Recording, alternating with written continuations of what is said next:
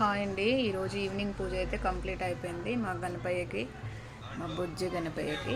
రేపు పొద్దున పూజ కోసం అని మేము కూరగాయలన్నీ కొనుక్కొచ్చినాము. రేపు శాకంబరిలాగా ఈ కూరగాయలన్నీ కుచ్చి దండల్లాగా వేద్దామని చెప్పేసి, ఇంకా దొండకాయలు, బెండకాయలు, చూడండి వంకాయలు బాగున్నాయి కదా.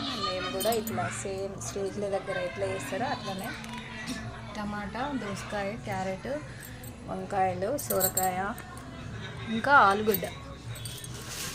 ఇంకా మాకు తెలిసి అయితే మేము ఇంటిలో తీసుకొచ్చినాము. ఇవన్నీ దండాలుగా గుచ్చి ఒక్కొక్కటి ఇలా మాలలాగా వేస్తాము. వేసిన తర్వాత ఇంకా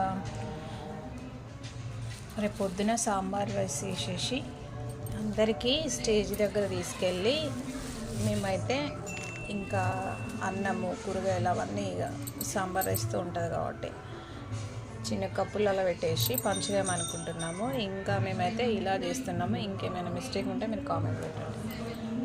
మా గణపతికి అయితే ఇలా కొత్తిమీర, కరివేపాకు కూడా పెడదాము.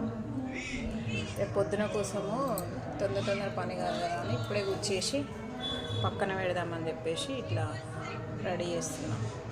బాగుందా, ఇట్లా ఉంది కామెంట్ పెట్టండి. రేపు పొద్దున అందరు రండి మీరు కూడా.